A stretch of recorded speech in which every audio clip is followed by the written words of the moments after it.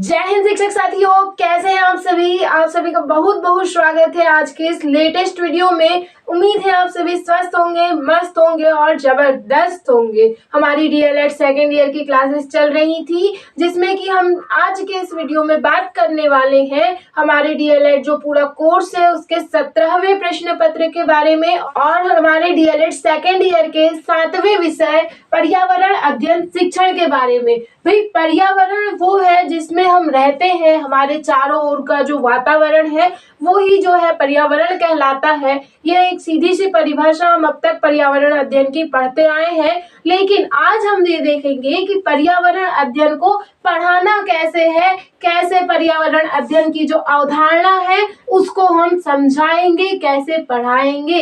पर्यावरण अध्ययन एक बहुत ही महत्वपूर्ण विषय है बच्चों के लिए भी और हमारे लिए भी। हमारे बच्चों के लिए इसीलिए जरूरी है कि भाई हम जिस वातावरण में रहते हैं, हमारे बच्चे जिस वातावरण में रहते हैं उसके बारे में हमको जानकारी होनी चाहिए, हमको पता होना चाहिए। और हमारे लिए इसीलिए जरूरी है कि हमारे जितने भी टीचिंग एग्जाम्स होते हैं उन सभी में इन्वायरमेंटल स्टडीज, पर्यावरण शिक्षण और पर्यावरण अध्ययन के बारे में उससे सवाल पूछे जाते हैं। इसीलिए ये जो विषय है ये हमारे लिए बहुत जरूरी है। ये विषय हमको दिया गया है कि पर्यावरण की एक गहरी समझ हम शिक्षकों में विकसित की जा सके, शिक्षण शास्त्रीय समझ पर्यावरण अध्ययन के विषय में हमें आ सके और पर्यावरण अध्ययन को सिखाने के जो सिद्धांत होते हैं, कैसे पर्यावरण अध्ययन शिक्षण कराया जाता है, शिक्षण कार्य में पर्यावरण अध्ययन जो है उसको कैसे करवाना है, उसके बारे में अध्ययन हम अपने इस विषय में करते हैं।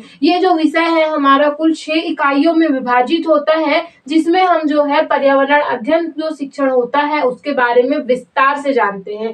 तो आइए देखते हैं कि इन 6 इकाइयों में से पहली इकाई कौन सी है। इसमें जो हमको पहली इकाई दी हुई है वो है पर्यावरण अध्ययन की अवधारणा।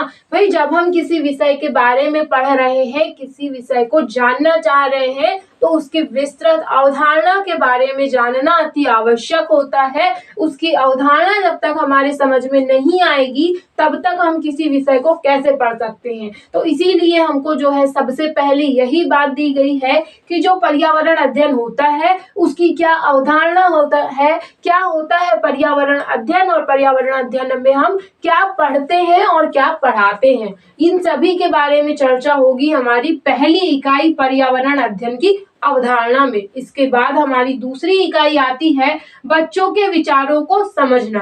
भाई, पर्यावरण अध्ययन की अवधारणा को तो हमने पढ़ लिया, उसके बाद पर्यावरण अध्ययन जो हमको शिक्षण कार्य कराना है, जो हमारा मूल कार्य है, उसको कराने के लिए जो है बच्चों को समझना, बच्चों के विचारों को जानना अति आवश्यक है।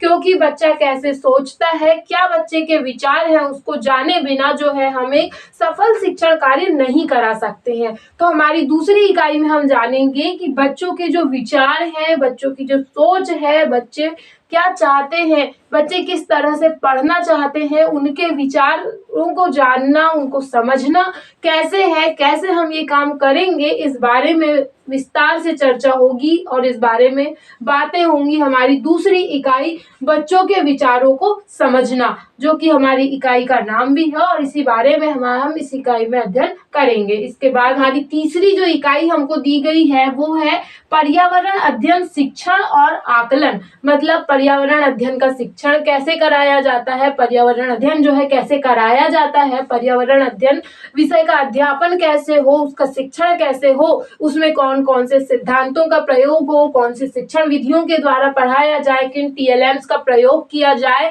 क्या बच्चों को जो है गतिविधियां कराई जाएं जिससे सफल शिक्षण हो सके। तो उन सभी गतिविधियों के बारे में, उन सभी जो है टीचिंग लर्निंग जो मटेरियल होता है, हमारे जो टीएलएम्स होते हैं, जो शिक्षण सहायक सामग्रियां होती हैं, गतिविधियां हैं, प्रक्रियाएं हैं, शिक्षण विधियां हैं, उन सभी के बारे में अध्ययन हम अपनी तीसरी इकाई में करेंगे। और इसी इकाई में हम देखेंगे कि आकलन क्या होता है, पर्यावरण शिक्षण, पर्यावरण जो विषय है पर्यावरण अध्ययन में बच्चों का आकलन कैसे किया जाता है, किस किस प्रकार का जो है आकलन इस विषय में होता है और कैसे आकलन किया जाता है, उस बारे में अध्ययन हम करेंगे अपनी इसी इकाई में। हम देखेंगे कि आकलन का क्या महत्व है और आकलन के आगे हम क्या करते हैं। उसके बाद हमारी जो चौथी इकाई इसमें आती है वो है पर्यावरण अध्ययन के शिक्षण की तैयारी, मतलब कि पर्यावरण अध्ययन के सिद्धांतों को हमने पढ़ लिया, उसका आकलन पढ़ लिया। अब भाई कक्षा में जाके हमको अध्यापन कार्य कराना है, तो उसके लिए हम क्या क्या तैयारियां करेंगे, कैसे करेंगे, क्या होती है इकाई योजना, क्या होनी चाहिए एक पर्यावरण अध्ययन कराने के लिए एक शिक्षक की, और जो है उसकी जो पाठ्य योजना है वो क्या होनी चाहिए, कौन कौन सी चीजें हैं, कौन कौन सी गतिविधियां हैं जो कि उसमें सम्मिलित होनी चाहिए, कौन कौन से टीएलएम की आवश्यकता पड़ेगी, उनके बारे में जानकारी, उस टीएलएम को जुटाना जो है वो शिक्षण की तैयारी के अंतर्गत आता है। और इन सभी चीजों के बारे में जो अध्ययन है वो हम अपनी चौथी इकाई पर्यावरण अध्ययन के शिक्षण की तैयारी में करेंगे। हम तैयारी भाई कक्षा में जाने के पहले ही तो करते हैं, तो उसी तैयारी के बारे में हम इस इकाई में जानेंगे कि क्या क्या तैयारी जो है एक पर्यावरण अध्ययन शिक्षक की होनी चाहिए। पर्यावरण अध्ययन पढ़ाने की जो कक्षा है उसमें जाने से पूर्व क्या तैयारियां करनी पड़ती है एक शिक्षक को। बाद हमारी 5वीं इकाई आती है पाठ्य पुस्तक एवं शिक्षण विधियां।